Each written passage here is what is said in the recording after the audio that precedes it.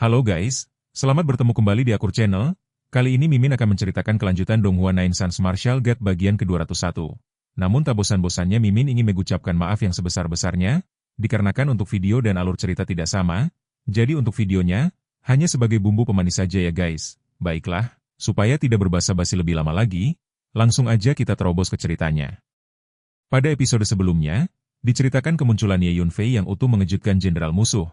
Namun ia segera menunjukkan kekuatan luar biasa dengan menghancurkan puluhan formasi dan membantai banyak ahli alam jembatan bintang dalam sekejap. Dengan pedang dan tekniknya, ia mendominasi medan perang hingga menundukkan jenderal dan memicu runtuhnya moral pasukan ekspedisi. Serangan lanjutan dari sekutu dan makhluk suci memastikan kemenangan mutlak, membuat musuh musnah dan wilayah bebas dari ancaman. Setelah itu, Ye Yunfei memimpin pemulihan, membangun kembali klan dan sekte, serta memperkuat aliansi dengan kekuatan besar di bawah kendalinya. Namun di balik kemenangan, ancaman baru muncul dari musuh kuat yang menargetkan keluarganya, mendorongnya bersiap menghadapi konflik yang lebih besar di masa depan. Gemuruh energi penyembuhan yang luar biasa dahsyat meletus secara beruntun, bergema di dalam ruang hampa di dalam lengan raksasa yang legendaris itu. Gelombang demi gelombang kekuatan restorasi tersebut meluap, menciptakan fenomena yang sangat berguna bagi siapapun yang mampu menyerapnya. Di tengah kekacauan energi tersebut, muncul sebuah manifestasi berupa sosok hantu pria berotot yang duduk bersila di keheningan kehampaan. Wajahnya memancarkan kegembiraan yang tak terbendung saat ia mulai memfokuskan diri untuk berlatih, perlahan menyerap setiap tetes kekuatan penyembuhan yang melimpah. Aura yang terpancar dari lengan raksasa itu kini mencapai titik tertinggi yang pernah ada, menciptakan tekanan atmosferik yang sangat mengintimidasi. Ye Yunfei memperhatikan fenomena tersebut dengan saksama. Sambil melirik ke arah sosok pria bertubuh kekar yang sedang tenggelam dalam meditasinya, ia memberikan pesan bahwa pria itu dapat memurnikan serta menyerap energi tersebut secara perlahan. Ye Yunfei sendiri memutuskan untuk kembali memurnikan ramuan-ramuannya, lalu melangkah masuk ke dalam menara hantu untuk melanjutkan tugasnya. Belakangan ini, Ye Yunfei memang sedang mengalami masa-masa panen yang sangat melimpah dalam perjalanannya. Keberhasilan mereka memusnahkan lebih dari selusin benteng klan Pang telah membuahkan hasil yang luar biasa. Belum lagi sejumlah besar harta karun peninggalan Zoroastrianisme kuno yang mereka temukan di bintang yang bersinar terang itu. Kenyataannya, harta karun yang ditinggalkan oleh sekte pemuja api kuno tersebut jauh lebih menakjubkan, baik dari segi jumlah maupun kualitasnya, jika dibandingkan dengan akumulasi kekayaan dari seluruh benteng cabang klan Pang yang telah dihancurkan. Proses alkimia yang ia jalani selama beberapa hari terakhir ini sebenarnya hanya mengonsumsi sebagian kecil saja dari seluruh koleksi ramuan dan harta karun langka yang kini berada di tangan Ye Yunfei. Di dalam keheningan dimensi itu, Ye Yunfei memanggil Hu Miao dan Tetua Huang untuk meminta bantuan mereka dalam memilah gunungan harta karun tersebut. Ia segera mengeluarkan seluruh hasil jarahan dari benteng-benteng klan Pang serta harta karun dari sekte pemujaan api.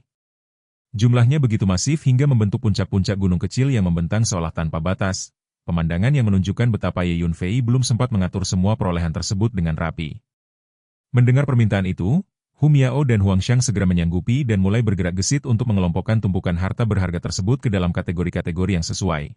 Sementara Ye Yunfei sendiri tetap fokus melanjutkan proses pemurnian pilnya.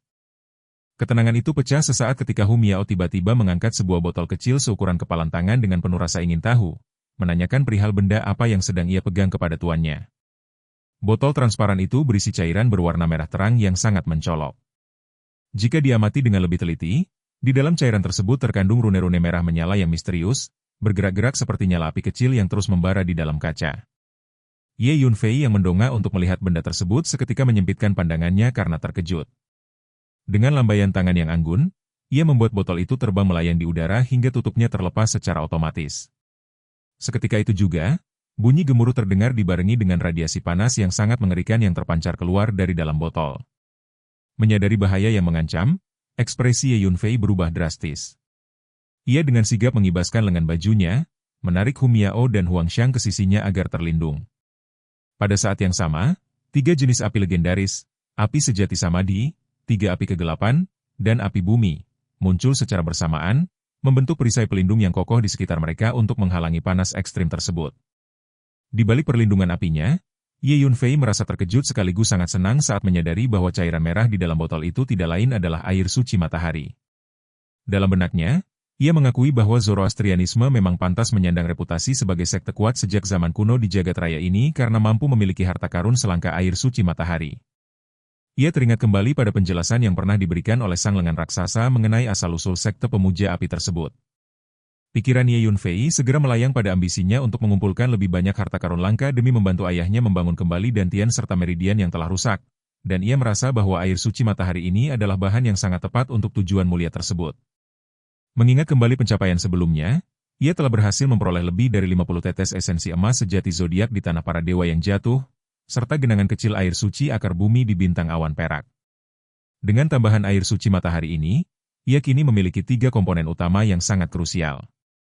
Perpaduan antara esensi emas jalur kuning, air suci akar bumi, dan air suci matahari akan menjadi fondasi yang tak tertandingi bagi pemulihan ayahnya.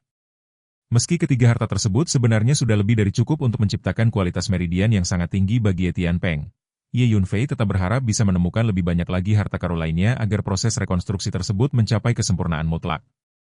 Baginya, hanya yang terbaiklah yang layak diberikan untuk sang ayah tercinta. Melihat betapa terkejutnya Ye Yunfei, Hu Miao tidak tahan untuk tidak bertanya mengenai seberapa berharganya air suci matahari tersebut. Dengan senyum lebar di wajahnya, Ye Yunfei mengonfirmasi betapa tak ternilainya benda tersebut sebelum dengan penuh kehati-hatian menyimpan kembali botol suci itu ke tempat yang aman. Waktu terus berlalu, dan Ye Yunfei menghabiskan hari-harinya dengan terus-menerus memurnikan pil. Setiap beberapa hari, ia menghasilkan pil dalam jumlah besar yang secara khusus dirancang untuk menyembuhkan luka serta mengembalikan kekuatan lengan raksasa tersebut. Efektivitas pil buatannya terbukti sangat luar biasa. Tidak hanya itu, Ye Yunfei juga telah memasang banyak formasi magis di area lautan petir tersebut, yang berfungsi mengumpulkan esensi energi dari berbagai penjuru langit berbintang untuk diserap oleh sang lengan raksasa. Hasilnya, setiap saat luka-luka pada lengan tersebut kian menutup dan kekuatannya meningkat dengan kecepatan yang fantastis. Kegembiraan meluap dari sosok pria bertubuh kekar itu. Ia tertawa lebar sambil menyatakan rasa terima kasihnya yang mendalam kepada Ye Yunfei, mengakui kemampuan pemuda itu yang benar-benar mampu menyembuhkan lengannya. Sikapnya terhadap Ye Yunfei kini berubah menjadi jauh lebih hangat dan bersahabat. Ye Yunfei menanggapi hal tersebut dengan tenang, menyatakan bahwa kemampuannya tidak hanya terbatas pada bagian lengan saja, melainkan mampu memulihkan setiap bagian tubuh pria tersebut secara keseluruhan. Mendengar pernyataan itu, sang pria kekar bergidik. Logikanya berjalan cepat. Jika Ye Yunfei bisa memulihkan kekuatan lengannya, maka mustahil pemuda itu tidak bisa memulihkan bagian tubuh lainnya. Ingatan kelam mengenai penyergapan oleh musuh-musuh besarnya bertahun-tahun silam kembali muncul, luka parah yang hampir merenggut nyawanya hingga ia terpaksa membagi tubuhnya menjadi beberapa bagian dan menguburnya di lokasi yang berbeda dalam susunan 8 trigram sebagai upaya penyembuhan sekaligus persembunyian. Meskipun telah dibantu oleh formasi kuno tersebut, ia sendiri tidak pernah tahu berapa abad lagi yang ia butuhkan untuk pulih. Namun kini, di hadapannya, Ye Yunfei muncul sebagai secercah harapan yang nyata. Dengan penuh antusiasme, pria bertubuh kekar itu menepuk dadanya dengan keras. Ia merasa sangat menyesal karena mereka tidak bertemu lebih awal dan secara sepihak menyatakan bahwa mulai saat ini mereka adalah saudara.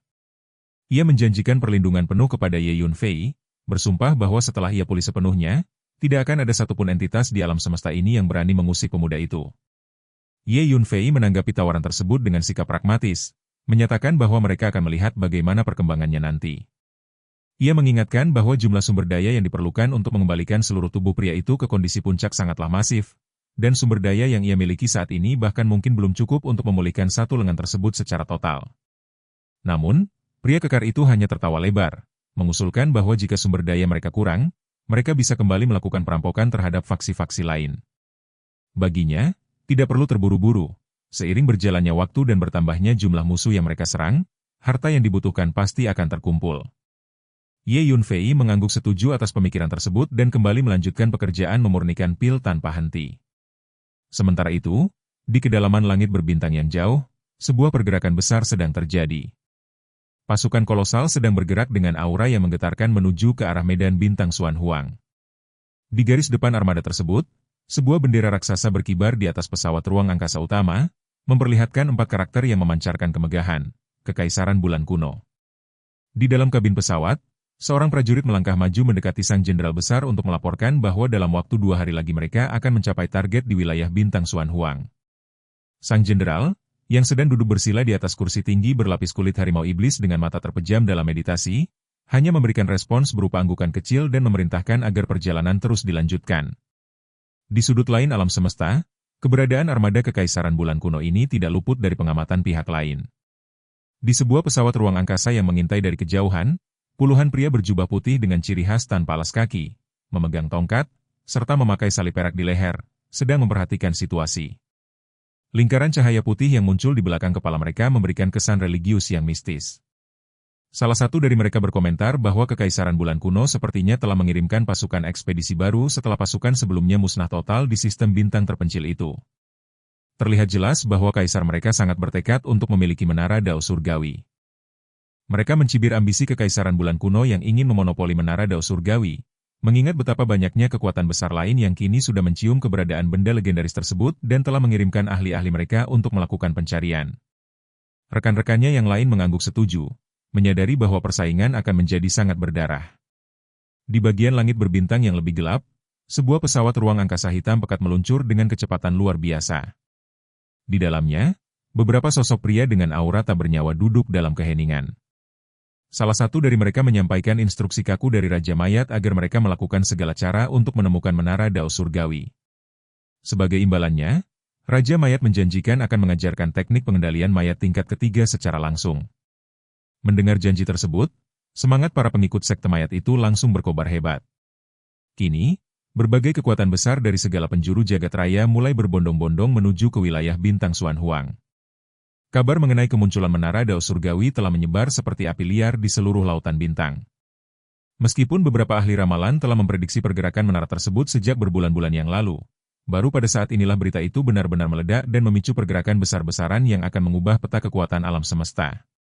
Di hamparan luas medan bintang Xuan Huang, tepat di atas permukaan bintang Xuan Huang yang menjadi saksi bisu berbagai gejolak zaman, sebuah ketegangan yang mencekam tiba-tiba merayap masuk. Keadaan yang sangat mengerikan baru saja pecah, menghancurkan ketenangan yang sempat ada. Kabar buruk yang baru saja diterima membawa bayang-bayang kelam mengenai pergerakan pasukan besar dari Kekaisaran Bulan Kuno yang kini tengah berderap menuju wilayah bintang Xuan Huang. Tidak sekadar pasukan biasa, desas-desus yang beredar menyebutkan bahwa tim tersebut dipimpin langsung oleh sosok jenderal besar Kekaisaran Bulan Kuno yang tersohor. Seorang ahli dari alam jembatan bintang tampak berlari dengan terburu-buru. Langkah kakinya yang berat membawa kecemasan luar biasa saat ia mendekati sisi Chu Ji untuk menyampaikan laporan darurat tersebut. Kabar mengenai keterlibatan langsung Jenderal Agung Kekaisaran Bulan Kuno dalam memimpin tim ini seketika membuat ekspresi wajah Chu Ji berubah drastis, menyiratkan keterkejutan yang mendalam. Sosok Jenderal Agung negara bukanlah sembarang lawan, ia adalah seorang ahli terkemuka di Kekaisaran Bulan Kuno yang tidak hanya memegang kekuatan militer yang sangat masif, tetapi juga menempati posisi yang sangat dihormati di wilayah tersebut. Dengan suara yang berat dan penuh tekanan, Chu Ji segera memberikan perintah untuk mengumpulkan kembali pasukan sekutu 5 wilayah sebagai langkah persiapan dalam menghadapi terjangan musuh yang kian mendekat. Seorang lelaki tua yang merupakan orang kepercayaan Chu Ji menanggapi instruksi tersebut dengan anggukan patuh, menyatakan kesiapannya untuk segera mengurus segala keperluan mobilisasi. Namun, di balik kepatuhan itu, terselip keraguan yang nyata.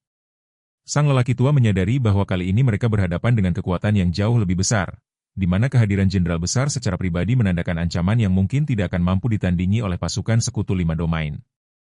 Informasi tambahan yang menyebutkan bahwa sang jenderal agung pelindung negara tersebut merupakan seorang ahli dari alam pembuka laut semakin memperkeruh suasana hati mereka. Kenyataan pahit mulai disadari bahwa pasukan sekutu mereka sebagian besar memang tidak akan sebanding dengan kekuatan lawan yang sedemikian dahsyat. Meski demikian, di tengah keputusasaan yang mulai mengintip, Chu Ji perlahan mengutarakan bahwa mereka masih memiliki satu titik terang, sebuah harapan yang terletak pada sosok teman muda bernama Ye. Hanya melalui keterlibatan Ye Yunfei, barulah ada kemungkinan nyata bagi mereka untuk memukul mundur pasukan Kekaisaran Bulan Kuno. Harapan itu bukan tanpa alasan, sebab Ye Yunfei tidak hanya memiliki kemampuan pribadinya yang luar biasa, tetapi ia juga didampingi oleh 2 ahli legendaris dari alam kesengsaraan surgawi. Menyadari hal tersebut, Chu Ji mendesak agar seseorang segera dikirim untuk menghubungi Ye Yunfei secepat mungkin. Ia yakin bahwa selama pemuda itu bersedia untuk turun tangan, maka pasukan Kekaisaran Bulan Kuno tidak akan lagi menjadi ancaman yang berarti bagi kelangsungan wilayah mereka. Sang lelaki tua pun mengangguk setuju, lalu berbalik pergi untuk melaksanakan tugas penting tersebut. Sementara itu, di sebuah sudut terpencil di hamparan langit berbintang yang sunyi, sekelompok wanita berdiri dalam keheningan yang misterius. Salah satu dari mereka, seorang wanita parubaya, menatap jauh ke kedalaman angkasa sambil merenungkan betapa terpencilnya sistem bintang tempat mereka berada saat itu. Muncul keraguan dalam benaknya tentang apakah mungkin menara Dao Surgawi benar-benar menampakkan dirinya di tempat yang begitu sunyi dan jauh dari pusat peradaban. Namun, seorang wanita tua berambut putih yang menggenggam tongkat di sampingnya menanggapi dengan bijak, menyatakan bahwa penemuan harta karun di lokasi-lokasi tersembunyi seperti itu sebenarnya merupakan hal yang lumrah terjadi. Wanita parubaya tersebut kemudian meminta bantuan kepada sosok yang ia panggil Nenek Xing untuk menentukan lokasi pasti dari menara Dao Surgawi. Nenek Xing menyanggupi permintaan tersebut dengan sebuah anggukan kecil. Wanita tua itu lantas mengambil posisi duduk bersila di tengah kekosongan langit berbintang, mengeluarkan sebuah bola berwarna ungu yang berpendar aneh. Bola itu melayang tepat di depannya saat jemari tuanya mulai bergerak lincah membentuk segel tangan yang rumit untuk melakukan proses ramalan. Selama ritual itu berlangsung, wanita parubaya tersebut menginstruksikan anggota lainnya untuk menjaga Nenek Xing dengan ketat, membentuk lingkaran perlindungan yang tidak membiarkan satu celah pun terbuka. 2 hari berlalu tanpa terasa dalam keheningan yang panjang, berpindah ke kedalaman jurang petir yang mencekam. Di dalam sebuah peti mati batu yang tersembunyi, ribuan botol giok tampak melayang secara ajaib di sekitar sebuah lengan raksasa yang menyimpan kekuatan luar biasa. Pil-pil obat terus berhamburan keluar dari botol-botol tersebut, terbang menuju lengan raksasa itu sebelum akhirnya diserap dan dimurnikan secara bertahap. Suara raungan yang memekakan telinga terus menggema dari dalam struktur lengan tersebut, dibarengi dengan lonjakan kekuatan penyembuhan yang meruap-ruap seperti ombak yang mengamuk. Seiring dengan semakin banyaknya pil yang berhasil dimurnikan, aura yang dipancarkan oleh lengan raksasa itu mengalami peningkatan yang sangat tajam. Setelah 2 jam berlalu, seluruh pil yang ada akhirnya habis terserap, membuat aura lengan tersebut mencapai tingkat yang sangat mengerikan dan mengintimidasi. Badai energi yang dahsyat mulai berkecamuk di permukaan lengan raksasa itu, menciptakan tekanan yang begitu besar hingga menyebabkan ruang di sekelilingnya tampak meliuk dan berubah bentuk secara konstan. Ye Yunfei, yang memperhatikan proses tersebut, merasakan kekuatan aura yang meluap dan menghela napas panjang sambil menyampaikan bahwa ia telah memilah semua ramuan herbal yang dirasa cocok. Meski demikian, ia menyadari bahwa lengan tersebut masih belum sepenuhnya pulih ke kondisi puncaknya. Bayangan ilusi dari seorang pria kekar muncul dari permukaan lengan raksasa tersebut dengan ekspresi yang sangat bersemangat, mengungkapkan bahwa kekuatannya kini telah pulih sekitar 70%, meski sisa 30% lainnya masih merupakan kekuatan lama yang belum kembali. Baginya, pencapaian ini sudah merupakan sebuah lompatan besar yang membuatnya yakin bahwa di bawah bimbingan Ye Yunfei dan sumber daya yang memadai, pemulihan total bukanlah hal yang mustahil. Pria bertubuh kekar itu juga menjelaskan bahwa dengan kondisi lengannya saat ini, ia tidak perlu lagi khawatir akan mengalami kerusakan jika harus meninggalkan perlindungan jurang petir. Pada tingkat kekuatan tertentu, seseorang memiliki kemampuan untuk menyegel energinya sendiri dengan rapat sehingga tidak akan terjadi kebocoran yang merugikan. Ia kini merasa bebas untuk menggerakkan lengan tersebut kemanapun ia inginkan. Ye Yunfei mengangguk setuju atas penjelasan itu, sementara sang pria kekar sudah tidak sabar untuk segera melanjutkan pencarian sumber daya demi mempercepat pemulihan totalnya. Rasa percaya diri pria kekar itu meluap-luap saat ia mengklaim bahwa dengan kekuatannya sekarang, ia sanggup menumbangkan lawan di alam kesengsaraan surgawi semudah menjentikkan jari. Bahkan jika mereka harus berhadapan dengan seorang ahli dari alam domain, yang kedudukannya berada di atas alam kesengsaraan surgawi, ia yakin masih sanggup memberikan perlawanan yang sepadan. Ye Yunfei memutuskan untuk beristirahat sejenak sebelum mereka benar-benar meninggalkan jurang petir untuk memulai perburuan sumber daya yang lebih besar. Setelah menyampaikan niatnya, Ye Yunfei memasuki menara ilusi dan duduk bersila dalam keheningan meditasi. Fokusnya kini beralih pada upaya untuk meningkatkan kekuatan Tao Tie. Dengan satu lambaian tangan, ia mengeluarkan tumpukan harta karun yang tak terhitung jumlahnya. Sebagian besar terdiri dari berbagai jenis kristal yang memancarkan energi spiritual yang sangat kaya dan murni. Tao Tie segera membuka mulutnya lebar-lebar, mulai melahap kristal-kristal tersebut dengan rakus. Di saat yang sama, melalui kekuatan pikirannya, Ye Yunfei memanggil seekor burung merah aneh serta 2 jenis nyala api dari dalam tubuhnya. Ketiga jenis api itu adalah api sejati samadhi, 3 api kegelapan, dan api nyala bumi yang kini melayang patuh di hadapannya. Memiliki 3 jenis api unik ini memberinya kesempatan untuk mulai mengembangkan teknik api aneh, sebuah teknik rahasia pertempuran yang sangat dahsyat yang memanfaatkan berbagai jenis api sebagai senjatanya. Sambil menatap nyala api yang berpendar di depannya, Ye Yunfei bergumam tentang potensi besar teknik tersebut. Karena ia telah memurnikan ketiga api itu sebelumnya, proses kultivasi teknik barunya berjalan dengan sangat lancar dan tanpa hambatan berarti. 1 bulan berlalu dalam pengasingan tersebut hingga akhirnya Ye Yunfei berhasil menguasai teknik tersebut dengan sempurna. Kini, teknik api aneh telah menjadi salah satu kartu as terbesarnya dalam pertempuran. 3 nyala api yang berbeda itu tampak menari-nari di sekitar tubuhnya, memancarkan gelombang panas yang sanggup menghanguskan apapun. Setelah merasa cukup, ia menyimpan kembali api-api tersebut ke dalam dirinya. Di sisi lain, makhluk rakus miliknya telah selesai melahap seluruh kristal energi, yang dampaknya terlihat jelas pada peningkatan kekuatan mereka yang sangat signifikan. Ye Yunfei kemudian menerima kembali Lei Ze dan keluar dari menara hantu dengan tekad baru. Ia menyampaikan kepada lengan raksasa bahwa sudah saatnya bagi mereka untuk meninggalkan jurang petir. Hantu pria berotot di lengan raksasa itu mengangguk dengan antusiasme yang meluap, didorong oleh keinginan kuat untuk segera memulihkan seluruh kekuatannya. Meskipun jurang petir tetap menjadi tempat peristirahatan terbaik bagi kesembuhannya, keberadaan Ye Yunfei memberinya keyakinan bahwa pemulihan kondisi puncak dapat dicapai di mana saja asalkan sumber daya terpenuhi. Sebelum beranjak, Ye Yunfei memindahkan peti mati batu ke dalam menara hantu. Pada saat yang sama, rawa petir masih berada di tengah lautan petir untuk menyerap esensi petir demi meningkatkan kekuatannya sendiri. Setelah merasakan bahwa aura Lei Ze sudah cukup kuat, Ye Yunfei menyimpan teknik tersebut dan mulai melangkah keluar dari jurang petir menggunakan teknik pergerakannya yang lincah. Berdiri di bawah naungan langit berbintang di luar jurang petir, Ye Yunfei terpaku dalam pemikiran yang mendalam. Ia merumuskan 3 tugas utama yang harus segera ia selesaikan. Pertama, ia harus mengumpulkan lebih banyak sumber daya demi memulihkan kekuatan lengan raksasa ke tingkat maksimal. Kedua, ia memiliki misi suci untuk menyelamatkan ibu dan saudara perempuannya yang kini berada dalam bahaya. Ketiga, ia perlu mencari harta karun langka yang dapat membantu ayahnya membangun kembali Dantian serta Meridian yang telah rusak. Dari ketiga tugas tersebut, menyelamatkan keluarganya adalah prioritas yang paling mendesak. Namun, Ye Yunfei yang bijak menyadari bahwa dengan kekuatannya sendiri saat ini, menyerbu suku Miao secara langsung adalah tindakan yang gegabah. Ia harus bersabar dan menunggu hingga kekuatan lengan raksasa tersebut benar-benar pulih dan cukup kuat untuk menjamin keberhasilan misinya.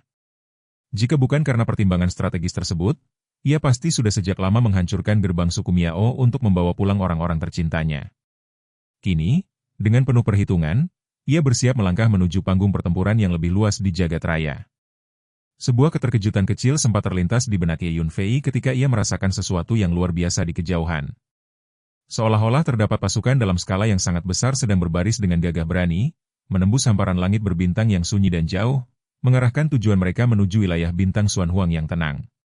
Keheningan itu pecah saat suara seorang pria bertubuh kekar tiba-tiba bergema dengan sangat jelas di dalam lautan jiwa Ye Yunfei, mengonfirmasi keberadaan ancaman tersebut.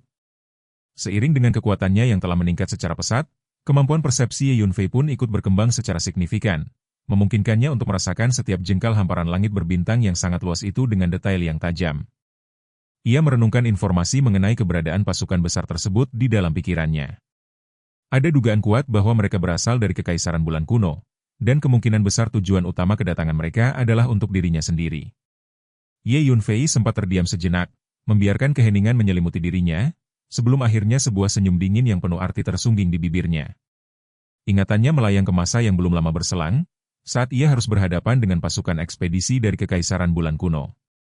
Sejak saat itu, ia sudah menyadari sepenuhnya bahwa Kekaisaran Bulan Kuno tidak akan pernah menyerah begitu saja dengan kekalahan mereka. Dengan nada penuh keyakinan dan sedikit kegembiraan, Ye Yunfei mengungkapkan bahwa target pertama mereka kini sudah siap untuk dirampok. Ia mengutarakan hal itu sambil menyunggingkan senyum yang penuh dengan rencana tersembunyi. Pertanyaan mengenai apakah yang dimaksud adalah Kekaisaran Bulan Kuno pun muncul dalam benaknya. Ia kemudian melemparkan pertanyaan tersebut kepada pria bertubuh kekar yang berada di dalam jiwanya. Jawabannya memberikan kepuasan tersendiri bagi Ye Yunfei. Ia pernah mendengar kabar burung yang beredar bahwa Kekaisaran Bulan Kuno memang sering mengirimkan pasukan ekspedisi mereka untuk menyerang sistem bintang yang lebih lemah di seluruh penjuru kosmos. Mereka melakukan tindakan keji seperti membakar, membunuh, serta menjarah, yang pastinya telah membuat mereka berhasil mengumpulkan kekayaan yang sangat luar biasa besar. Ye Yunfei pun menganggukkan kepalanya dengan penuh persetujuan atas informasi tersebut. Dalam pandangannya, pasukan itu kini tak ubahnya seperti seekor domba yang sangat gemuk yang menunggu untuk dipanen. Pria bertubuh kekar itu pun menunjukkan kesepakatannya dengan sebuah anggukan. Tak lama kemudian, terdengar suara desingan yang membelah udara. Ye Yunfei segera mengerahkan teknik pergerakannya yang luar biasa, melesat bagaikan kilat menuju langit berbintang yang berada di kejauhan. Sementara itu, jauh di sudut langit berbintang yang lain, pasukan besar dari Kekaisaran Bulan Kuno terus berbaris dengan formasi yang disiplin menuju wilayah bintang Xuanhuang. Di dalam salah satu kapal perang yang megah, seorang prajurit memberikan laporan kepada Jenderal Agung dengan penuh rasa hormat. Ia mengabarkan bahwa dengan kecepatan gerak mereka saat ini, pasukan diperkirakan akan mencapai wilayah Bintang Xuan Huang dalam waktu kurang lebih setengah hari lagi. Jenderal yang tampak sangat berwibawa itu menerima laporan tersebut dengan puas. Sang jenderal lantas memberikan perintah tegas agar seluruh prajurit segera bersiap untuk bertindak tanpa menunda waktu begitu mereka tiba di lokasi. Tujuan utama mereka adalah menduduki seluruh wilayah Bintang tersebut tanpa terkecuali. Selain itu, ada satu misi khusus yang ditekankan, yaitu menangkap Ye Yunfei hidup-hidup. Setelah memberikan perintah tersebut, sang jenderal mengangguk mantap. Prajurit itu pun menjawab dengan penuh kepatuhan sebelum akhirnya berbalik untuk meninggalkan ruangan. Dalam suasana yang serius itu, seorang pria tua bertubuh pendek memberikan masukan kepada jenderal mengenai apa yang sebenarnya paling dihargai oleh Yang Mulia, yaitu Menara Dao Surgawi. Jenderal tersebut pun menyadari hal itu dengan penuh pemahaman. Ia kemudian meminta bantuan kepada seorang penyihir tua yang ada di sana untuk menyimpulkan hal tersebut dengan penuh ketelitian, dengan harapan bisa menemukan petunjuk-petunjuk yang berguna bagi misi mereka. Jenderal Agung yang memiliki tugas melindungi bangsa itu mengutarakan permintaannya dengan nada yang penuh penekanan.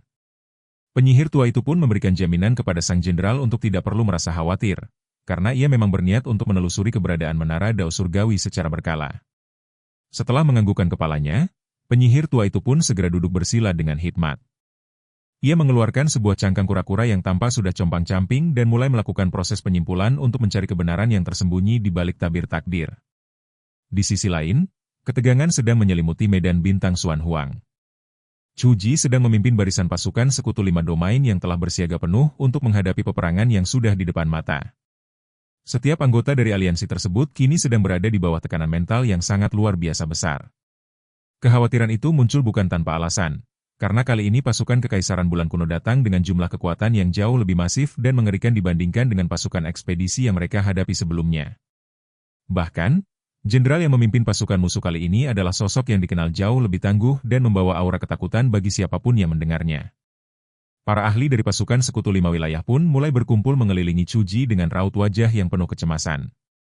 Mereka mempertanyakan mengapa Tuan Muda Ye belum juga menunjukkan keberadaannya hingga saat ini. Dalam lubuk hati yang terdalam, mereka menyadari sepenuhnya bahwa dengan kekuatan yang dimiliki oleh pasukan Sekutu 5 wilayah saat ini, mereka sama sekali bukanlah tandingan bagi keperkasaan pasukan Kekaisaran Bulan Kuno. Mereka merasa bahwa hanya campur tangan dari Tuan Muda Ye sajalah yang kini memiliki peluang nyata untuk menyelamatkan seluruh 5 wilayah bintang tersebut dari ambang kehancuran. Chu Ji berusaha menenangkan massa dengan meminta mereka semua untuk tidak terlalu khawatir. Ia menjelaskan bahwa dirinya telah mengirimkan utusan untuk segera menghubungi teman mudanya tersebut, dan ia yakin bahwa Ye Yunfei akan segera sampai di tempat itu dalam waktu dekat. Namun, di tengah usaha menenangkan tersebut, Chu Ji juga memberikan peringatan keras kepada semua orang. Ia menekankan agar mulai saat ini, tidak ada lagi yang mencoba-coba untuk memanfaatkan kebaikan atau kekuatan Tuan Muda Ye demi kepentingan pribadi mereka sendiri. Mendengar hal itu, para perwira tinggi koalisi memberikan tanggapan dengan nada yang sangat rendah hati, memohon agar Chu Ji merasa tenang. Mereka mengakui bahwa meskipun mereka mungkin memiliki keberanian, mereka tidak akan pernah berani lagi untuk memprovokasi sosok seperti Tuan Muda Ye. Rasa penyesalan pun menyeruak di antara mereka saat mereka mengingat tindakan-tindakan bodoh yang pernah mereka lakukan di masa lalu. Mereka merasa sangat cemas apakah nantinya Tuan Muda Ye akan menuntut pertanggungjawaban atas perlakuan mereka sebelumnya. Oleh karena itu, mereka sangat berharap agar Chu Ji bersedia menyampaikan rekomendasi yang baik mengenai diri mereka kepada Ye Yunfei. Rasa takut yang menghantui para pejabat tinggi pasukan Sekutu 5 Domain ini bukanlah tanpa alasan. Belum lama ini, mereka telah menyaksikan dengan mata kepala sendiri bagaimana Ye Yunfei memimpin sekelompok ahli yang sangat perkasa untuk memusnahkan pasukan ekspedisi Kekaisaran Bulan Kuno dengan cara yang sangat mudah. Hal itu benar-benar menanamkan kengerian di dalam hati mereka, terutama bagi mereka yang pernah berselisih paham dengan Ye Yunfei di masa lalu. Ingatan tentang masa di mana mereka bahkan pernah menyerang Ye Yunfei dengan niat buruk untuk menangkapnya dan menyerahkannya kepada klan langit berbintang kini menjadi mimpi buruk bagi mereka. Hal yang paling mereka takutkan saat ini adalah kemungkinan Ye Yunfei akan melakukan aksi balas dendam atas luka-luka lama yang pernah mereka goreskan. Chu Ji hanya bisa mengangguk pelan, menjanjikan bahwa ia akan berusaha melakukan yang terbaik untuk membantu mereka. Harapan agar Tuan Muda Ye tidak menyalahkan mereka terus menggema di dalam hati para perwira tersebut. Mereka sadar betul bahwa dengan level kekuatan yang dimiliki Ye Yunfei saat ini, ia bisa saja menghancurkan mereka semua hanya dengan jentikan satu jarinya. Keluhan dan helaan napas berat dari salah seorang perwira tinggi koalisi tersebut membuat suasana semakin mencekam, menyebabkan banyak perwira di sekitarnya merasakan sensasi dingin yang merinding di sekujur tubuh mereka. Kegelisahan itu semakin memuncak di antara anggota berpangkat tinggi yang selama ini menyimpan dendam atau bersikap buruk terhadap Ye Yunfei. Tepat di tengah suasana yang penuh ketidakpastian itu, terdengar sebuah laporan mendadak. Seorang lelaki tua bergegas mendekat ke arah Chuji dengan napas yang terengah-engah. Ia baru saja kembali dari perjalanannya menuju Akademi Dao Surgawi yang terletak di hutan belantara utara. Ia membawa kabar dari Dekan Sima yang menyatakan bahwa Tuan Muda Ye ternyata telah pergi meninggalkan akademi tersebut beberapa hari yang lalu. Berdasarkan informasi tersebut, kemungkinan besar Ye Yunfei memang sudah tidak lagi berada di dalam wilayah Bintang Xuan Huang. Mendengar kabar bahwa teman mudanya telah meninggalkan wilayah Bintang Xuan Huang, ekspresi wajah Chuji seketika berubah. Kabar buruk itu pun menyebar dengan cepat, memicu kepanikan di antara seluruh perwira tinggi pasukan sekutu. Mereka merasa kehilangan arah dan tidak tahu harus berbuat apa tanpa kehadiran sosok pelindung utama mereka. Chuji kemudian bertanya dengan penuh harap apakah Dekan Sima mengetahui kemana tujuan Ye Yunfei pergi. Namun, lelaki tua itu menjawab bahwa Dekan Sima sendiri pun tidak memiliki jawaban pasti mengenai lokasi keberadaan Tuan Muda Ye saat ini. Meski begitu, Dekan Sima dikabarkan masih terus berusaha untuk mencoba menghubungi Ye Yunfei dengan segala cara yang ada. Chuji hanya bisa menghela napas panjang sambil memanjatkan doa di dalam hatinya agar Dekan Sima benar-benar bisa tersambung dengan Tuan Muda Ye. Salah seorang eksekutif senior kemudian bertanya dengan nada buntu mengenai langkah apa yang harus mereka ambil dalam situasi genting ini. Dengan tarikan napas yang sangat dalam, Chuji menyatakan bahwa satu-satunya pilihan mereka saat ini adalah untuk tetap menerima tantangan tersebut dengan gagah berani. Semua orang yang mendengar pernyataan itu merasakan sebuah beban berat yang seakan menghimpit dada mereka. Realitas pahit mulai menyadarkan mereka bahwa pasukan Sekutu Lima Wilayah secara objektif bukanlah tandingan yang seimbang bagi kekuatan militer Kekaisaran Bulan Kuno yang sangat masif. Hanya Ye Yunfei seoranglah yang memiliki potensi nyata untuk bisa berdiri tegak menghadapi badai dari kekaisaran tersebut. Pikiran kelam mengenai kehancuran pasukan Sekutu Lima Wilayah begitu perang pecah pun mulai terlintas di benak banyak orang, menciptakan bayang-bayang keputusasaan. Namun, di waktu yang bersamaan, di bagian tertentu dari langit berbintang yang berdekatan dengan gugusan bintang Xuan Huang, pasukan dari Kekaisaran Bulan Kuno terus merangsek maju. Suara mesin dan pergerakan mereka menciptakan raungan yang menggelegar, mengguncang kesunyian angkasa. Seorang prajurit melapor kepada Jenderal Pelindung Bangsa bahwa wilayah Bintang Xuan Huang sudah berada tepat di hadapan mereka. Dengan sikap yang tenang namun penuh wibawa, Sang Jenderal Agung yang berada di dalam pesawat ruang angkasa itu pun bangkit berdiri dan memberikan perintah untuk langsung melakukan invasi tanpa ragu. Jawaban lantang dari prajurit itu menandakan kesiapan penuh pasukan musuh. Namun, tepat pada detik-detik yang menentukan itu, sebuah keajaiban terjadi. Sosok Ye Yunfei tiba-tiba muncul secara misterius tepat di hadapan barisan depan pasukan Kekaisaran Bulan Kuno. Ia berdiri tegak di tengah-tengah langit berbintang yang sunyi dengan kedua tangan yang diletakkan dengan tenang di belakang punggungnya. Dengan tatapan mata yang dingin namun tenang, ia mengamati parade pesawat ruang angkasa musuh yang sedang berbaris masuk dengan sombongnya. Suara ledakan dan deru mesin memenuhi atmosfer saat ribuan pesawat ruang angkasa memenuhi langit berbintang, menciptakan pemandangan yang menyerupai aliran baja raksasa yang mampu mengguncang fondasi angkasa itu sendiri. Di garis terdepan, berkibar dengan angkuhnya sebuah bendera besar yang menjadi identitas dari pasukan tersebut, bertuliskan nama yang sangat megah, Kekaisaran Bulan Kuno. Ye Yunfei tidak membuang-buang waktu lagi. Dengan satu gerakan telunjuk yang tegas, ia memulai serangannya. Seketika itu juga, gemuruh dahsyat membahana saat pedang spiritual 5 elemen melesat keluar dari dirinya. Kelima pedang itu tampak seperti 5 naga legendaris yang mengamuk, menebas ke arah depan dengan kekuatan yang menghancurkan. Tak butuh waktu lama, panji kebanggaan Kekaisaran Bulan Kuno itu pun langsung hancur berkeping-keping oleh hantaman pedang-pedang roh tersebut, berubah menjadi abu yang terbang terbawa angin kosmik. Tidak berhenti di situ, pesawat ruang angkasa yang mengusung bendera besar tersebut juga mengalami nasib yang tragis. Dalam satu ledakan besar, kapal tersebut terbelah menjadi 2 dan hancur berantakan, menciptakan kilatan cahaya yang menyerupai kembang api maut di tengah langit berbintang yang gelap.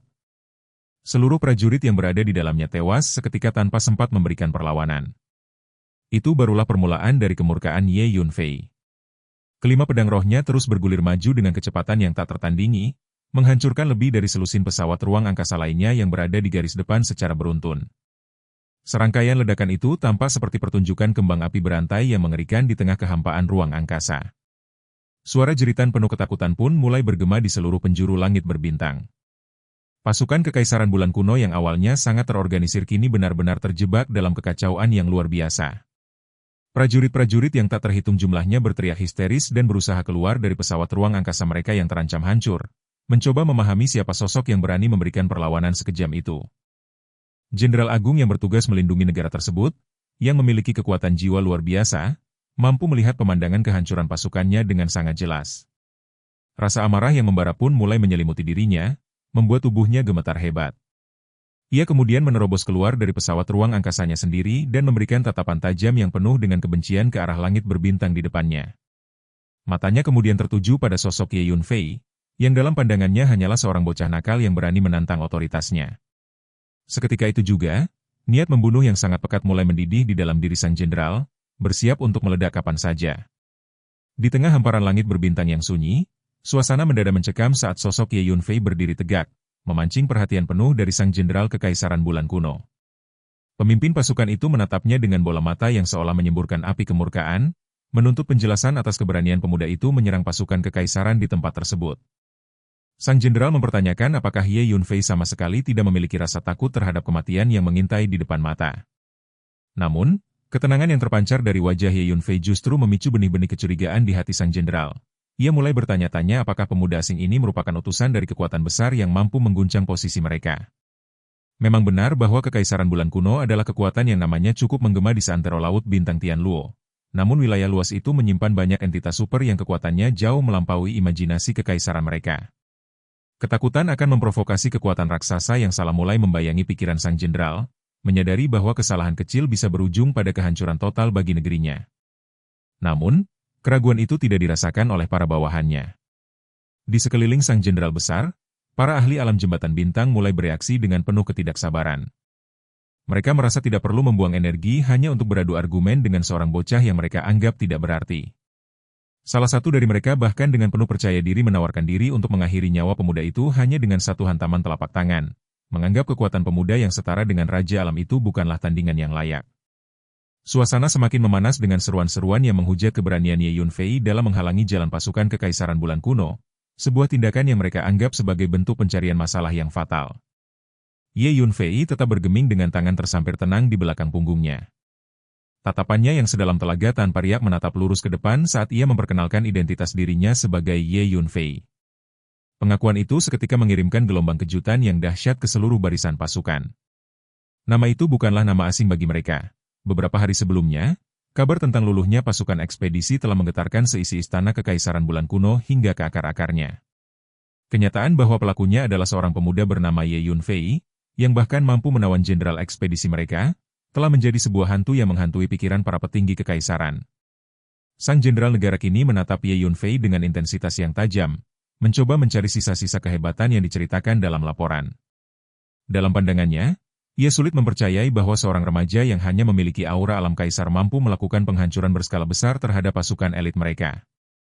Ia kembali memastikan identitas tersebut dengan nada yang dipenuhi keraguan yang nyata. Ye Yunfei membalas keraguan itu dengan senyuman tipis yang penuh makna, mengonfirmasi bahwa ialah yang telah menyapu bersih pasukan tersebut. Bahkan, dengan nada yang tenang namun mengancam, ia menyatakan niatnya untuk memusnahkan seluruh pasukan yang ada di hadapannya saat ini tanpa sisa. Pernyataan itu seketika memicu ledakan niat membunuh dari sang jenderal pelindung bangsa. Matanya menyipit, memancarkan aura kegelapan yang tak terbatas sebagai reaksi atas keberanian yang dianggap sebagai kesombongan tak berdasar. Seorang ahli alam jembatan bintang tingkat lanjut segera menyambut tantangan itu dengan teriakan penuh tekad, menghunuskan sebilah pisau emas raksasa yang memancarkan kilauan dominasi. Sang jenderal memberikan restunya dengan anggukan kecil. Pria bertubuh kekar itu segera melesat, membelah langit berbintang bagaikan binatang purba yang lepas dari belenggu. Guncangan yang dihasilkan dari pergerakannya seolah mampu merobek tatanan ruang dan waktu di sekitarnya. Anehnya, Ye Yunfei hanya berdiri mematung, seolah-olah dirinya adalah bagian dari kehampaan yang tak tersentuh. Ia mengamati gerakan sang penyerang yang mendekat secepat kilat dengan ketenangan yang menakutkan. Bahkan ketika pisau emas itu telah berada di atas kepalanya, siap untuk membelah raga, Ye Yunfei tidak menunjukkan tanda-tanda akan menghindar.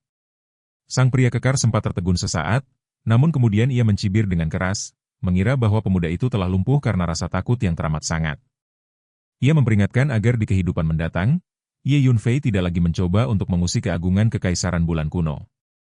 Di kejauhan, para anggota pasukan lainnya mulai berbisik-bisik, merasa kecewa karena menganggap Ye Yunfei hanyalah gertakan tanpa isi.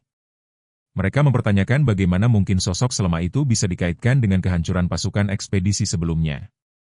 Energi pedang yang meluap dari pisau emas tersebut kini telah mencapai puncaknya, memberikan tekanan fisik yang luar biasa pada posisi Ye Yunfei berdiri. Dalam detik-detik yang dianggap sebagai akhir hayatnya, Ye Yunfei justru melepaskan senyum tipis, menatap lawannya dengan pandangan yang penuh dengan rasa simpati terhadap mereka yang akan segera menjemput ajal. Ia berbisik pelan bahwa justru sang penyeranglah yang akan menemui ajalnya. Tepat saat firasat buruk mulai merayapi hati sang pria kekar, 3 nyala api dengan warna yang berbeda mendadak muncul dan melayang di hadapan Ye Yunfei.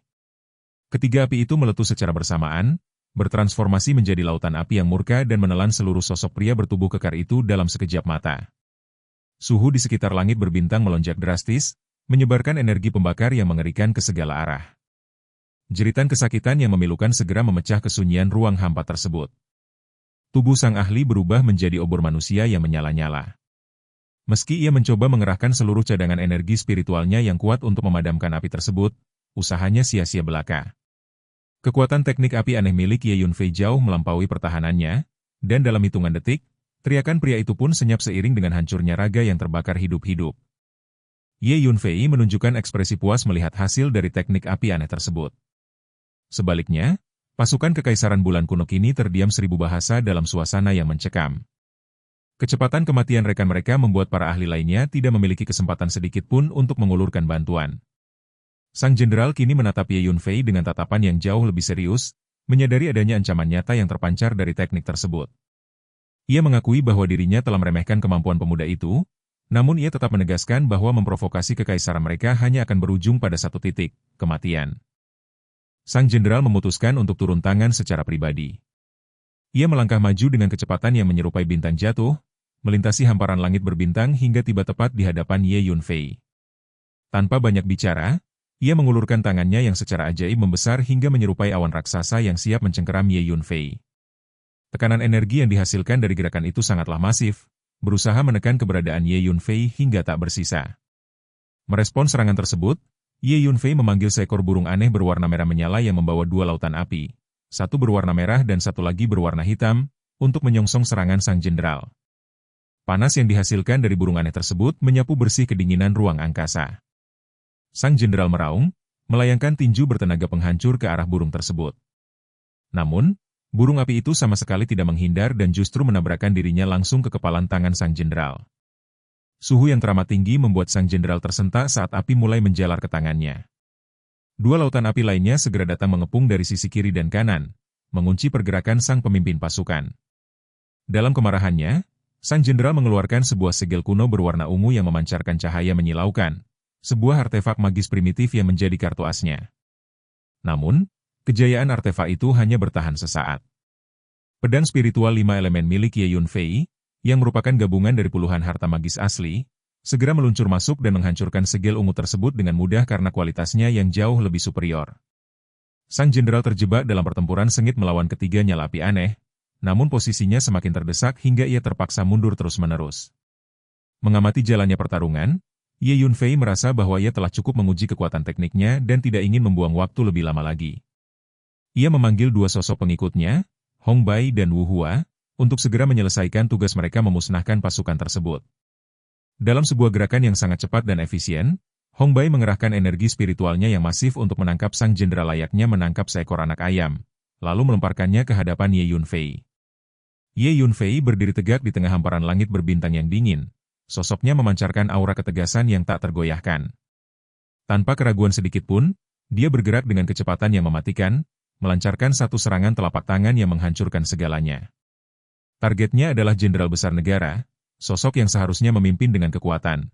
Namun di hadapan Ye Yunfei, nyawanya terenggut hanya dalam satu kedipan mata. Setelah kematian yang telak itu, Ye Yunfei tidak membiarkan apapun tersisa. Dia mengekstrak esensi garis keturunan dari tubuh sang jenderal, sebuah tindakan dingin yang menandakan dominasi mutlaknya. Dalam keheningan yang mencekam setelah serangan tersebut, Ye Yunfei memberikan perintah yang tegas kepada para pengikutnya. Dia menginstruksikan mereka untuk segera memusnahkan seluruh pasukan yang tersisa tanpa sisa. Namun, ada satu pengecualian yang dia tekankan dengan sangat jelas. Mereka yang telah mencapai tingkat alam kaisar tidak boleh dibunuh, melainkan harus ditangkap dalam keadaan hidup-hidup. Kata-kata Ye Yunfei bergema di antara debu bintang, menjadi vonis mati bagi ribuan nyawa. Seketika itu juga, sebuah ledakan hebat mengguncang ruang hampa. Hong Bai dan Wu Hua, dua sosok yang setia berada di bawah komando Ye Yunfei, segera melesat dan menyerbu ke arah pasukan Kekaisaran Bulan Kuno yang mulai goyah. Mereka melepaskan gelombang pembantaian berdarah yang mengerikan, sebuah badai kekerasan yang membuat musuh-musuh mereka menjerit kesakitan dalam keputusasaan yang mendalam. Kekuatan keduanya tidak bisa dianggap remeh. Mereka berdua memiliki basis kultivasi alam kesengsaraan surgawi yang sangat dahsyat. Bagi mereka yang telah mencapai puncak kekuatan seperti itu, menghadapi sisa-sisa pasukan Kekaisaran Bulan Kuno hanyalah seperti membalikan telapak tangan, sebuah tugas yang sangat mudah dan tanpa hambatan berarti. Namun, di tengah keriuhan pertempuran yang brutal itu, tiba-tiba sebuah perubahan kecil terjadi. Ekspresi di wajah Ye Yunfei berubah secara mendadak, menjadi lebih tajam dan waspada.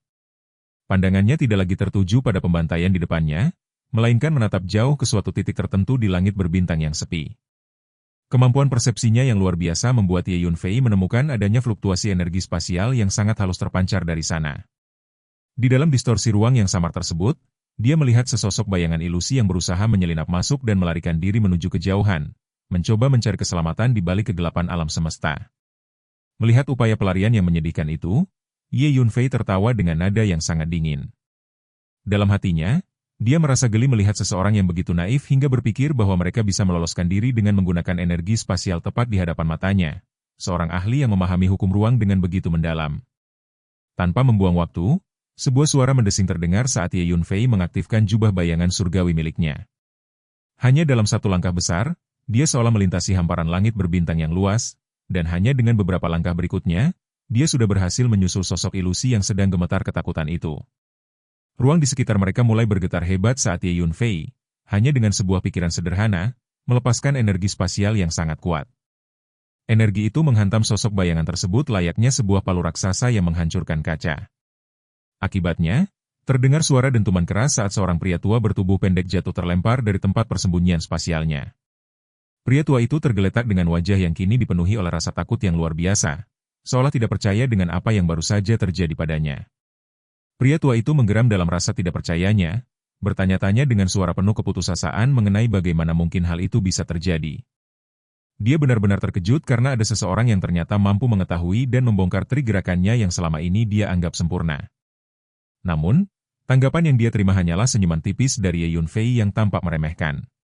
Ye Yunfei balik bertanya dengan nada yang sangat tenang, apakah pria tua itu benar-benar mengira bisa menipunya hanya dengan menambahkan beberapa hukum spasial yang menurutnya sangat dangkal dan kasar ke dalam teknik gerakannya. Mendengar sebutan dangkal dan kasar tersebut, wajah lelaki tua bertubuh pendek itu bergetar hebat karena amarah yang memuncak. Meskipun dia mengakui bahwa kekuatan tempur langsungnya mungkin tidak terlalu kuat, dia selalu menaruh rasa bangga yang luar biasa pada teknik gerakannya yang dianggapnya aneh dan sulit dipahami. Dia merasa bahwa begitu dia menggunakan teknik tersebut, kemampuannya jelas tidak kalah dengan teknik gerakan legendaris milik para pembunuh di makam Tianyo. Bahkan, dalam pengalamannya, para ahli di alam kesengsaraan surgawi pun akan mengalami kesulitan besar untuk menembus teknik gerakannya tersebut. Dia tidak pernah membayangkan, bahkan dalam mimpi terburuknya sekalipun, bahwa dia akan begitu mudah terbongkar oleh seorang pemuda seperti Ye Yunfei. Sambil menatap Ye Yunfei dengan tatapan tajam yang penuh dendam, pria tua pendek itu memberikan peringatan keras. Dia mendesis agar Ye Yunfei menunggu pembalasan yang akan datang, karena Kekaisaran Bulan Kuno tidak akan pernah membiarkan Ye Yunfei meloloskan diri begitu saja setelah apa yang dilakukannya. Setelah mengeluarkan ancaman tersebut, dia kembali mencoba menggunakan teknik pergerakannya, berusaha menghilang dalam sekejap mata dari hadapan Ye Yunfei. Ye Yunfei hanya bisa tertawa terbahak-bahak melihat kegigihan yang sia-sia itu. Dengan suara penuh ejekan, dia mempertanyakan apakah mereka benar-benar berpikir bisa melarikan diri darinya. Tanpa menunda lagi, dia langsung melepaskan energi spasialnya yang murni dan melangkah masuk ke dalam lipatan ruang angkasa. Hanya dalam beberapa langkah yang sangat efisien, dia kembali berhasil menyusul lelaki tua pendek yang malang itu. Bagi Ye Yunfei, meskipun gerakan lelaki tua pendek itu memang mengandung beberapa hukum spasial, semua itu tampak jauh lebih rendah dan primitif jika dibandingkan dengan pemahamannya sendiri. Pria tua ini bahkan sebenarnya tidak memiliki kemampuan untuk benar-benar melintasi ruang angkasa. Dia hanya menggunakan beberapa hukum spasial dasar yang sangat mendasar untuk menyembunyikan wujud fisiknya, sehingga orang biasa mungkin akan merasa sulit untuk mendeteksinya. Namun, Teknik pergerakannya benar-benar kalah jauh dan tidak sebanding jika disejajarkan dengan teknik pergerakan spasial tingkat tinggi yang dimiliki oleh Ye Yunfei. Kembali terdengar ledakan energi saat Ye Yunfei melepaskan kekuatan spasialnya, langsung menghantam sosok lelaki tua pendek itu hingga dia pingsan untuk kedua kalinya. Tubuhnya yang mungil terhempas kembali ke area langit berbintang yang terbuka, membuatnya kehilangan perlindungan ruangnya. Dalam keterkejutan yang bercampur dengan kemarahan yang meluap-luap, lelaki tua pendek itu mencoba melakukan serangan balik terakhir yang putus asa. Dia tiba-tiba membentuk segel tangan dengan cepat, dan seketika itu juga, sebuah cangkang kura-kura yang tampak compang-camping muncul dari dalam tubuhnya. Cangkang tersebut tumbuh menjadi semakin besar dalam waktu singkat, memancarkan gelombang energi menyeramkan yang berusaha menekan keberadaan Ye Yunfei. Menghadapi serangan itu, Ye Yunfei tetap tenang dan hanya menunjuk ke arah musuhnya. Dari ujung jarinya, 3 nyala api yang berbeda warna melesat keluar secara bersamaan. Api-api tersebut seketika berubah menjadi 3 lautan api yang sangat panas, mengelilingi dan mengurung lelaki tua pendek itu dalam penjara api yang mengerikan. Pria tua itu pun segera dilalap oleh kobaran api yang dahsyat, mengubahnya menjadi obor manusia dalam waktu singkat, sementara jeritan kesakitan yang menyayat hati keluar dari mulutnya. Kekuatan dari teknik api aneh milik Ye Yunfei benar-benar terlalu dahsyat untuk dilawan. Meskipun lelaki tua pendek ini telah menghabiskan waktu bertahun-tahun untuk mengkultivasi berbagai teknik aneh dan seni rahasia yang unik, semua itu terbukti sama sekali tidak berguna dan tidak berdaya saat harus berhadapan dengan 3 api aneh yang mendominasi tersebut. Bahkan cangkang kura-kura yang tadinya terlihat kuat kini dilalap api yang mengerikan, bergoyang-goyang dengan sangat berbahaya dan berputar di udara tanpa kendali karena suhu yang ekstrim. Melihat kesempatan itu, Ye Yunfei dengan tenang melambaikan tangannya dan mengambil cangkang kura-kura itu langsung ke tangannya sendiri. Pria tua bertubuh pendek itu hanya bisa berteriak dengan penuh kemarahan dan kesedihan, menyuarakan penolakannya atas apa yang terjadi. Dia merasa sangat hancur karena cangkang kura-kura tersebut adalah pusaka yang diwariskan kepadanya oleh tuannya sendiri. Itu bukan sekadar benda biasa, melainkan potongan cangkang asli yang terlepas dari kura-kura ilahi legendaris di masa lalu. Bahkan, setengah dari seluruh kemampuan deduktif dan ramalan yang dia miliki berasal dari kekuatan yang terkandung di dalam cangkang kura-kura tersebut. Namun Ye Yunfei tidak memedulikan ratapan tersebut. Dia menginstruksikan agar pria tua itu juga mendekat kepadanya, lalu dia mengulurkan tangan dan meraih tubuh pria tua bertubuh pendek itu dengan paksa. Meskipun sebenarnya pria tua ini adalah seorang ahli tingkat lanjut yang berada di alam pembukaan laut, kondisi tubuhnya yang terbakar oleh 3 api berbeda telah membuatnya kehilangan segala kekuatannya untuk melawan. Dia kini hanyalah tawanan yang tak berdaya di bawah kendali Ye Yunfei. Tiba-tiba, sebuah serangan kejutan terjadi. Sebuah bendera kecil berwarna gelap melesat dengan kecepatan luar biasa, langsung menuju ke arah lautan jiwa Ye Yunfei. Bendera itu memancarkan aura kematian yang sangat pekat dan dahsyat, menargetkan langsung pada inti tubuh jiwanya. Pria tua bertubuh pendek itu berteriak dengan penuh kebencian yang mendalam, menyuruh Ye Yunfei untuk merasakan kekuatan dari panji jiwa hitam miliknya. Dia sesumbar bahwa panji jiwa hitam tersebut telah melahap jiwa dari ratusan ribu makhluk di masa lalu, dan hari ini, bendera itu akan melakukan hal yang sama pada jiwa Ye Yunfei. Dia ingin menyebarkan sisa-sisa jiwa Ye Yunfei ke seluruh penjuru angin, memastikan bahwa dia tidak akan pernah bisa melakukan reinkarnasi lagi.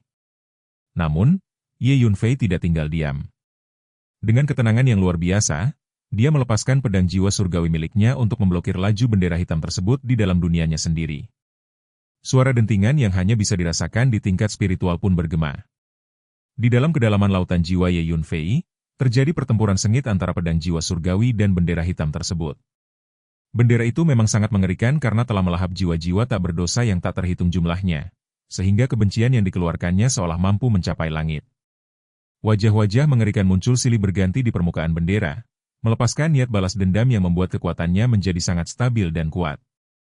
Bahkan, untuk sesaat, tampaknya pedang jiwa surgawi tidak ada apa-apanya dibandingkan dengan kekuatan kolektif dari jiwa-jiwa tersebut. Akibat dari tekanan ini, lautan jiwa Ye Yunfei seolah menjadi terbatas ruang geraknya, dan untuk sejenak, tubuh fisiknya berdiri diam dengan tenang, seolah kehilangan kesadaran. Melihat hal ini, pria tua bertubuh pendek itu memperlihatkan senyum yang sangat ganas. Dia berkomentar bahwa meskipun dia tidak menyangka Ye Yunfei telah mengembangkan kemampuan jiwa tingkat tinggi, hal itu tetap dianggapnya tidak berguna melawan kekuatan panji jiwa hitam. Dia meramalkan bahwa Ye Yunfei akan segera menemui celakanya. Tanpa menunggu lebih lama lagi, dengan gerakan yang sangat cepat, pria tua itu menyerbu ke arah Ye Yunfei yang masih berdiri diam, berniat untuk memberikan serangan terakhir yang mematikan.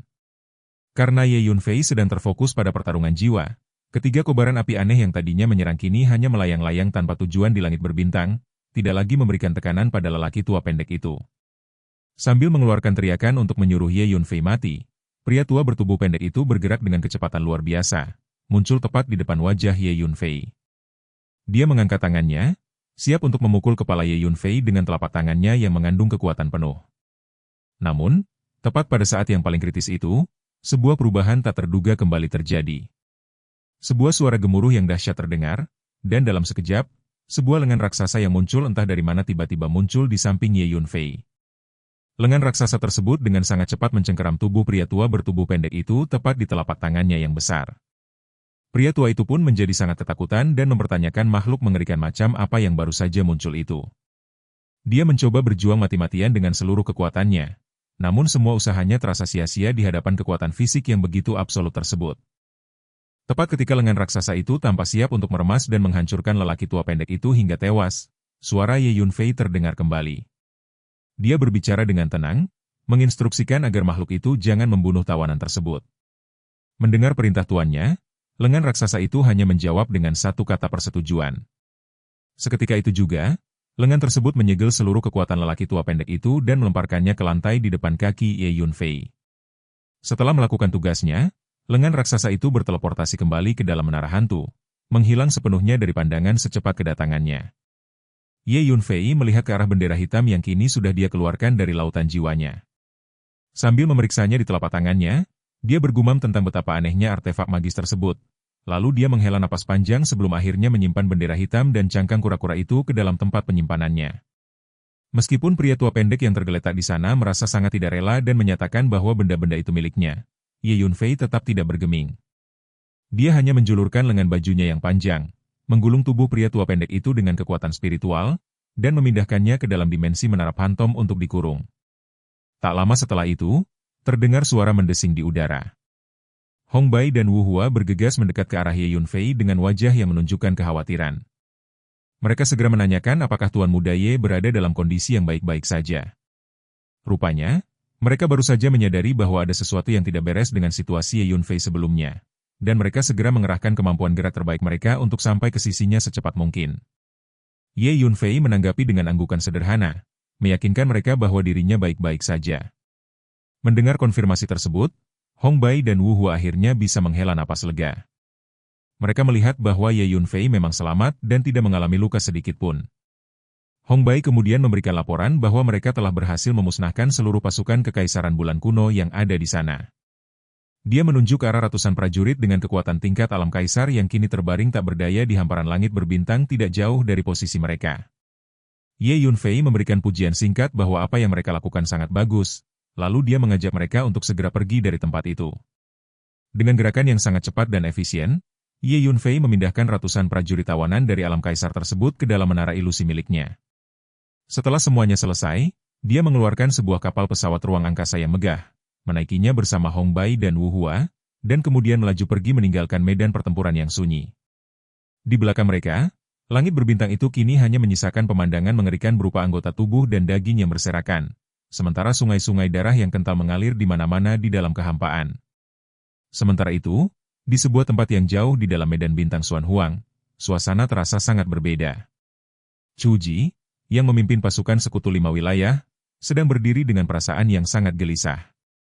Dia dengan cemas menantikan kedatangan pasukan Kekaisaran Bulan Kuno yang sangat ditakuti. Ketakutan itu tidak hanya dirasakannya sendiri, melainkan juga menyebar ke seluruh pasukannya. Semua orang di sana merasa sangat ketakutan akan kehancuran yang mungkin terjadi. Tiba-tiba, suasana yang tegang itu pecah. Terdengar teriakan laporan yang sangat keras dari kejauhan. Di langit berbintang yang sunyi, sebuah pesawat ruang angkasa kecil mendekat dengan sangat tergesa-gesa. Suara teriakan dari dalam pesawat itu mengabarkan bahwa para pengintai yang sebelumnya dikirim untuk mengumpulkan informasi tentang musuh akhirnya telah kembali. Melihat kedatangan pesawat pengintai yang terburu-buru itu, ekspresi wajah setiap orang di pasukan Sekutu 5 Wilayah berubah secara drastis. Mereka semua menyaksikan dengan jantung berdebar saat pesawat tersebut kembali dengan kecepatan maksimal. Sesaat kemudian, ketika pesawat itu akhirnya berlabuh dalam formasi kelompok, seorang pria dengan kekuatan tingkat awal alam jembatan bintang melompat keluar dan bergegas menghampiri pemimpin mereka. Pria pengintai itu tampak sangat gelisah, Napasnya memburu dan ucapannya menjadi tidak jelas karena rasa gugup yang luar biasa. Dia mencoba memanggil nama senior Chuji untuk memberikan laporannya. Namun, Chuji yang mengira bahwa musuh sudah berada di ambang pintu, segera memotong pembicaraan tersebut dengan nada yang tragis namun heroik. Dia mencoba menenangkan pria itu dengan mengatakan bahwa dia tidak perlu khawatir lagi. Chuji menyatakan bahwa ketika tentara musuh datang, mereka akan menghadapinya bersama para jenderal, dan ketika banjir kehancuran melanda, mereka akan membendungnya dengan pengorbanan di tanah ini. Dia menegaskan bahwa demi melindungi tanah air mereka tidak punya pilihan lain selain berjuang sampai titik darah penghabisan. Chuji kemudian berbalik dan berseru kepada seluruh pasukannya, memerintahkan mereka untuk segera bersiap menghadapi musuh yang akan datang. Kata-katanya yang penuh semangat kepahlawanan itu membakar emosi banyak prajurit di sana.